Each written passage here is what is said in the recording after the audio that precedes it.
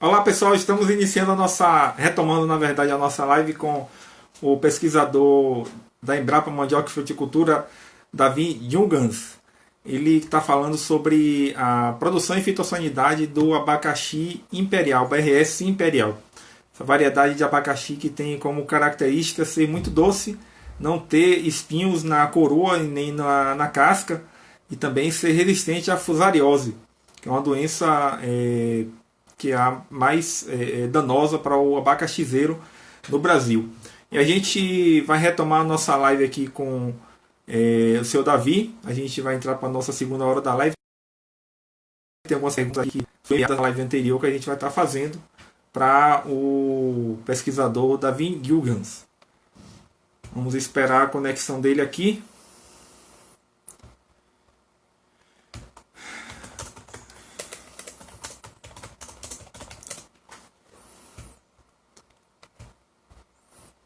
Ele vai voltar aqui para a gente.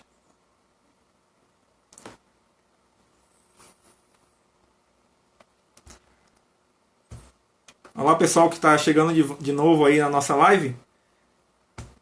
Falei com o Davi aqui para a gente retomar a nossa conversa. E ele, por enquanto, está comigo aqui. Está comigo aqui no WhatsApp, aqui falando comigo. Pedindo a ele para entrar aqui mais uma vez. Inclusive mandou o e-mail dele aqui para a gente divulgar.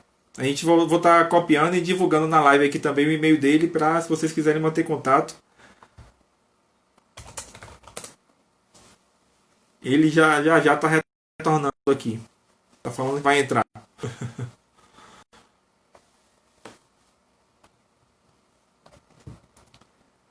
Muito interessante as explicações sobre a BRS Imperial, né? A variedade que tem as suas peculiaridades, vamos dizer assim, de produção. E, como ele falou, né, um nicho de mercado. Né? Eu creio que o Murilo Santana perguntando se rola um estágio. Quem sabe, né, Murilo? Perguntar. E eu vejo, pelo que eu conversei, pelo que a gente conversou, né, eu vejo como um nicho de mercado tal como é para os orgânicos, né, essa variedade de abacaxi. E como ele falou também, a questão de mercado, né, é importante produzir já tendo um nicho de mercado. Eu acho que talvez uma produção que seja já com um contrato certo de venda, de compra, quer dizer, seja uma opção que seja a mais viável, né? Com preço bom também. Acho que o mercado europeu, principalmente, deve se interessar bastante. Né? E o mercado nacional também, não só europeu, isso depende muito de onde vai ser comercializado. Né? Tanto, acho que pode ser também feira livre, não sei.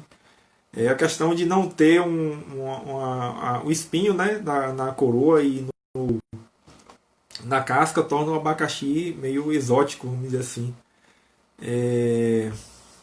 Davi está dizendo aqui que não está sabendo como entrar. Eu vou ele está pedindo, vai pedir ao filho para saber como fazer aqui para entrar na live. Normal, acontece. Inclusive, ele tinha a conta, mas não estava ativa. Que ele reativou aí só para fazer a live com a gente, né? Agradeço a paciência de todos que estão aí para esperar que Davi ele entrar e a gente retomar o nosso papo. Enquanto ele não entra, se vocês quiserem mandar. Ah, entrou, voltou. Vou adicionar aqui, pronto.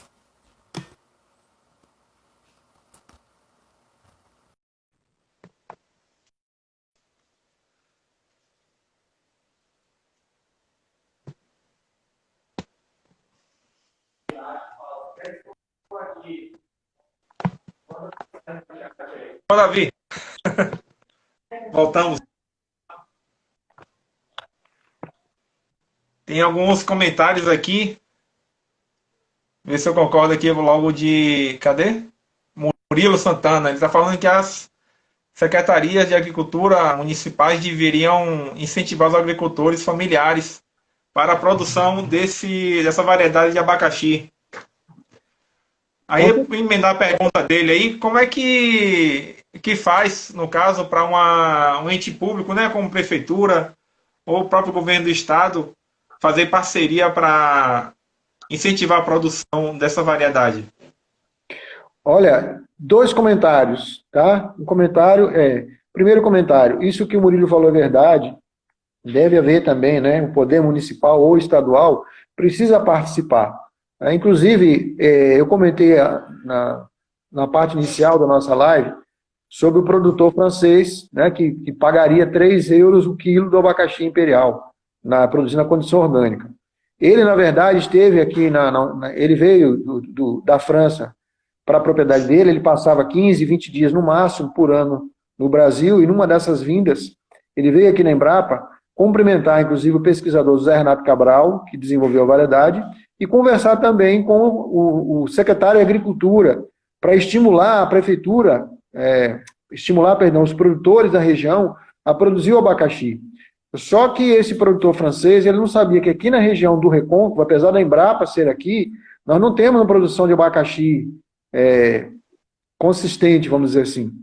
A grande região produtora de abacaxi é na região semiárida, o Pérola, e posteriormente, né, com essa difusão que a gente fez aí do abacaxi imperial, a região sul, baixo sul e extremo sul, tá certo?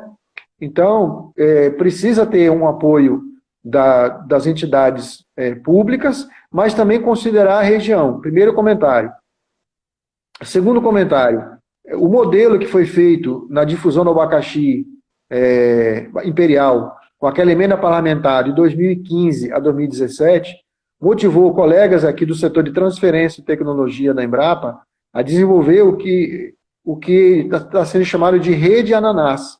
Então, já existe um projeto, né, para que ou municípios ou estados façam parceria com a Embrapa para poder multiplicar essa variedade. Tá? Só que esse projeto, ele demanda o quê? Recurso. A Embrapa é uma empresa de pesquisa, não é uma empresa de extensão rural. Ela não financia nenhum projeto. Tá? Então, para fazer essa difusão, no passado, foi emenda parlamentar. Né? Então, existe a rede Ananás. Eu sugiro aos interessados, né, que tenham ligação com prefeitos, né, ou com deputados, que venham até o setor de transferência de tecnologia da Embrapa para conhecer a chamada rede Ananás, que ela pode ser aplicada, inclusive, a municípios, regiões e até estados. Tá? Ô, Mário, deixa eu fazer uma pergunta também. Eu vou fazer uma pergunta. Você conhece a rede Reniva, de multiplicação de mandioca? Sim, conheço. A rede Reniva hoje já é um sucesso. Pelo que eu andei sabendo, eu não trabalho com mandioca, mas eu andei sabendo que ela hoje, vamos dizer assim, ela caminha pelas próprias pernas, não depende mais de recursos públicos, né, para poder se desenvolver. A rede Ananás, ela foi montada basicamente em cima do que foi feito do projeto Reniva. Né? Então, só precisa de financiamento. Tá? Hoje é mais fácil se conseguir financiamento para mandioca do que para abacaxi. Né? Mas se tiver disponibilidade de recurso de municípios, ou prefeitos, ou deputados, a Embrapa está com as portas abertas, né, para poder discutir esse projeto, né, de rede Ananás para divulgar mais ainda abacaxi imperial. Maravilha. Inclusive, sobre o projeto Reniva, a gente fez a live com o Joselito Mota há algumas semanas aí, e ele comentou sobre isso também. Foi a live que foi 2 horas de live também, ele falou bastante. Joselito muito empolgado, né, com a mandioca, e a fala dele também empolga a gente também. É bem legal. Tem uma pergunta da live anterior que eu deixei guardada aqui. Cadê, meu Deus? Cadê? Primeiramente, genética da pela assistência do fusário passou. Deixa eu subir um. Sim. De Murilo Santana, que está aqui com a gente. Qual o melhor consórcio para o abacaxi? Sendo que o início da rentabilidade do abacaxi é um pouco tardio, se possível com referência à região do Recôncavo. O abacaxi é uma planta heliófita, ela gosta de sol, né?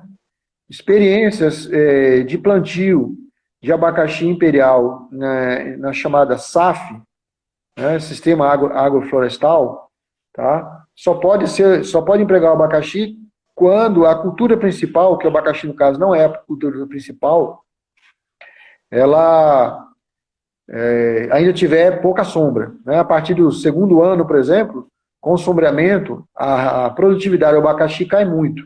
Então, quando se fala em consórcio com abacaxi imperial, tem que pensar o contrário. Uma cultura mais rápida que o abacaxi imperial. O SAF, geralmente, o SAF é usado, por exemplo, cacau, seringueira, né, e outras culturas que vão permanecer mais tempo, culturas perenes. Tá? No caso específico, para fazer consórcio com abacaxi, tem que ser cultura rápida.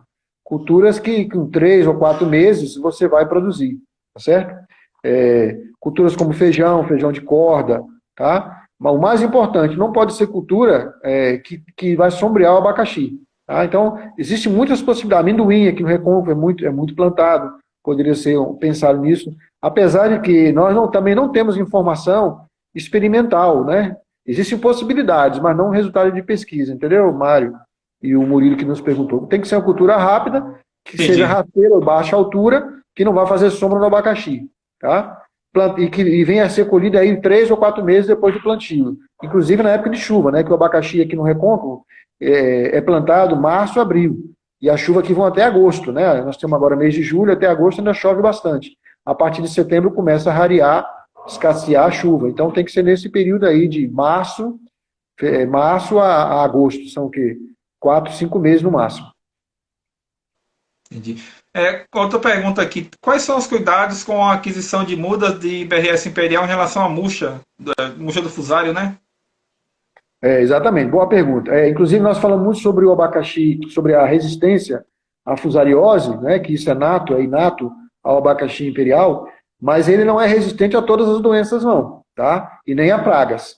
Eu tenho muito receio, sabe, Mário? Você que é jornalista, às vezes a gente pega uma entrevista e quando a gente vai ler, a pessoa fala, o abacaxi imperial é resistente a pragas e doenças. Não, não é bem assim.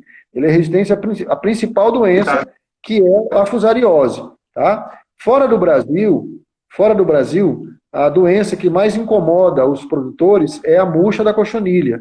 É uma doença causada por um vírus, mas transmitida por um inseto vetor, que também é praga, tá? Que é a cochonilha. O abacaxi imperial ele não tem resistência à murcha da cochonilha.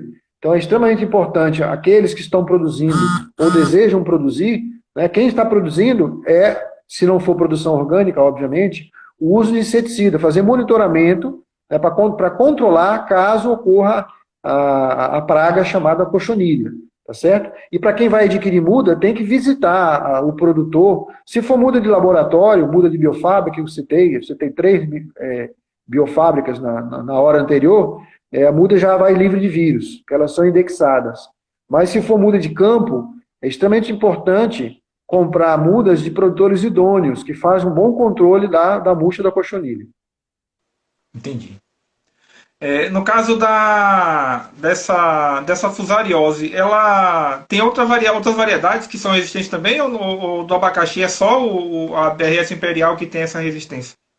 No caso da fusariose, que é a principal doença do abacaxi, hoje no mercado existem 4 variedades resistentes, né? 3 da Embrapa, o Imperial, o Vitória e a Jubá, e um do Instituto Agrônomo de Campinas, que é o IAC Fantástico. Tá? São essas 4, mas infelizmente, né, pelo fato da pouca disponibilidade de muda, pela muda ser cara, na verdade, e também outras particularidades inerentes a cada uma dessas 4 cultivares, elas não têm ganhado muito mercado. A progressão, né, o crescimento de área plantada com essas variedades ainda é um pouco lento, sabe, Mário? Entendi. Na questão do formato mais cilíndrico, né, da BRS Imperial, isso interfere de que forma na parte tanto de produção rural quanto comercial? Olha, na verdade, o abacaxi imperial ele tem uma característica que eu não citei anteriormente, vou aproveitar esse restinho de live aí, a gente tem tempo aí, mas é porque a casca dele é saliente. Tá? Os frutílios, né, que são os frutos verdadeiros do abacaxi são aqueles frutílios, né? São oriundos de cada flor. A inflorescência tem 100 a 200 flores, cada uma dessas flores se transforma num fruto e o abacaxi é um fruto composto, tá? Só que no caso do pérola, que é mais conhecido, a casca é bastante lisa. E no caso do imperial, ele é bastante saliente. Isso confere a ele bastante resistência ao transporte. Inclusive, aquele produtor francês que nós falamos há pouco, ele nos deu essa experiência, não foi trabalho da Embrapa, foi trabalho prático, né? Foi resultado prático da exportação. O abacaxi imperial ele é colhido maduro, lá no Rio Grande do Norte, exportado por navio, que ele começou inicialmente a exportar por avião, que é um transporte mais caro, né? O custo ficou muito alto, ele começou a alugar container refrigerado. Então, o container refrigerado de Natal gasta em torno de 12 a 14 dias. Tá? E esse fruto imperial, ele chegava em boas condições lá na França, para ficar ainda mais uma semana, 2 semanas, né, para a sua comercialização, tá certo? Então, essa é uma outra característica interessante do abacaxi imperial, né? Ele tem bastante resistência ao transporte. Tá? Eu não sei se eu respondi a sua pergunta, mas... Respondeu sim. No caso de características de solo, o senhor comentou na live anterior que o ABS Imperial ele tem uma exigência maior de água, né, para fazer o desenvolvimento da produção. Aí no caso de solo, ele, por exemplo, se for em um lugar tenha um solo mais arenoso e que possa ser corrigido, né, ele ali mantendo uma irrigação adequada, ele desenvolve bem? Ou também tem que ter um solo mais adequado, no caso como do sul da Bahia, por exemplo? Não, em relação a solo, não há muita exigência por causa do abacaxi imperial, não. O sistema radicular do abacaxi, de qualquer variedade de abacaxi, ele é muito superficial. Então, o solo para plantio de abacaxi, tanto imperial quanto pérola ou smooth cayenne que seja, ele tem que ser um solo permeável, tem que ser um solo mais aerado. Não pode ser um solo muito pesado, não. Tá? Então, se ocorrer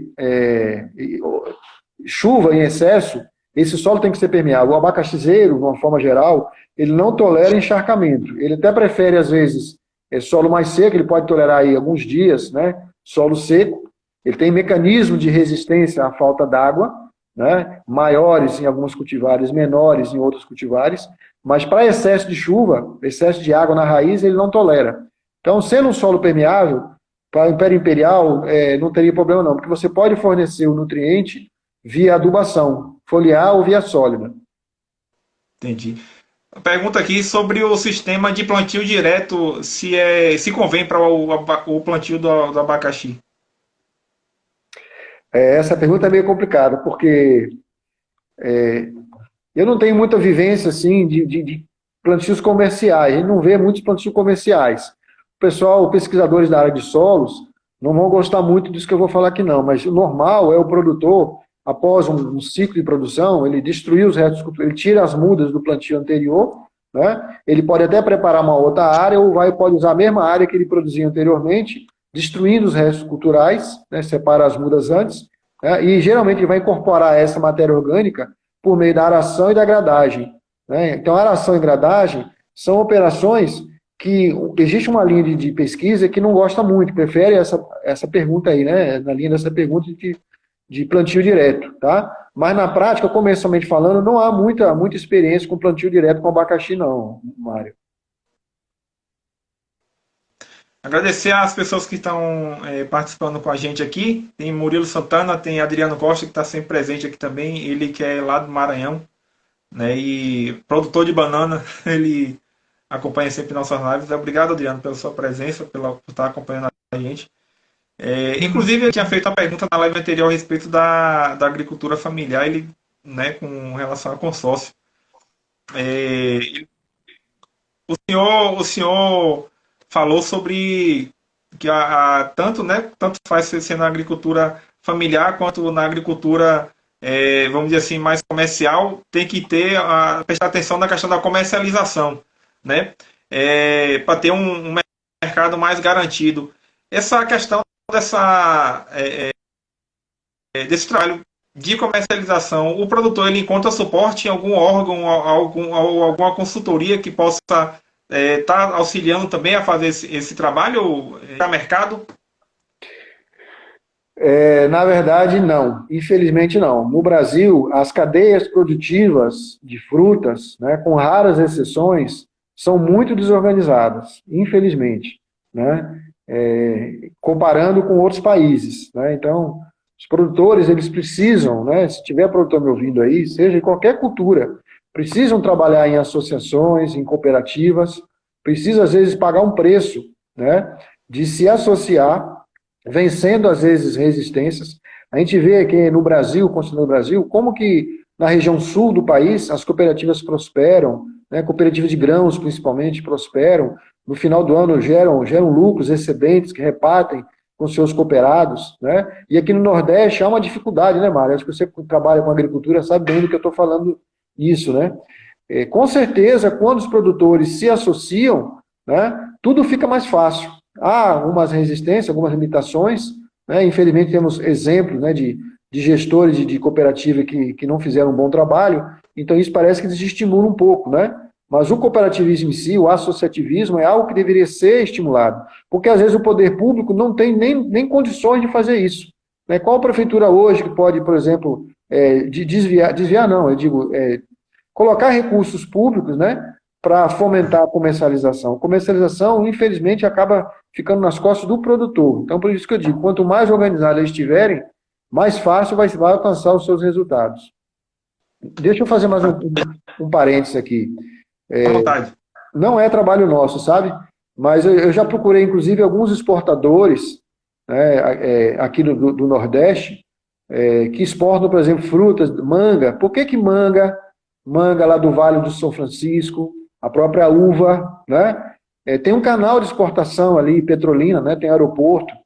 Nós temos o Porto de Salvador, né? Aqui na região do Recôncavo, por exemplo, nós temos já uma exportação consistente de limão Tahiti, né? Lima ácida, né? Acho que o pessoal chama de lima ácida, de limão, mas é lima ácida Tahiti, né? Saem contêineres aqui da região do Recôncavo para o Porto de Salvador, né? Por que em outras culturas não é assim? Precisa de volume de produção e de organização.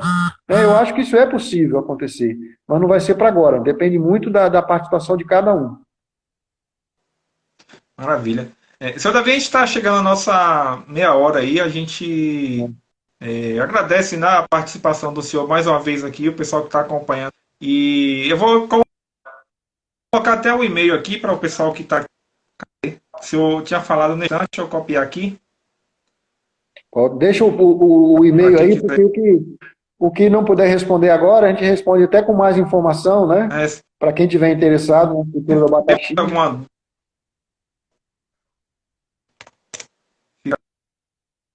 Aí pronto. Acho que foi, né? Tá dando? Acho que sim. Davi.junghans, Junghans escreve com JUNGHANS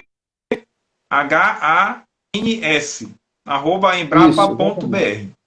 Davi.junghans, certinho aqui que a gente escreveu. Aí dá para ver. Pronto, @embrapa. E muito grato mais uma vez. Felicidades para o senhor, para todos aqui que estão acompanhando a gente também. E eu fico aqui à disposição quando quiser manter contato. Estão sempre às ordens. Foi um prazer.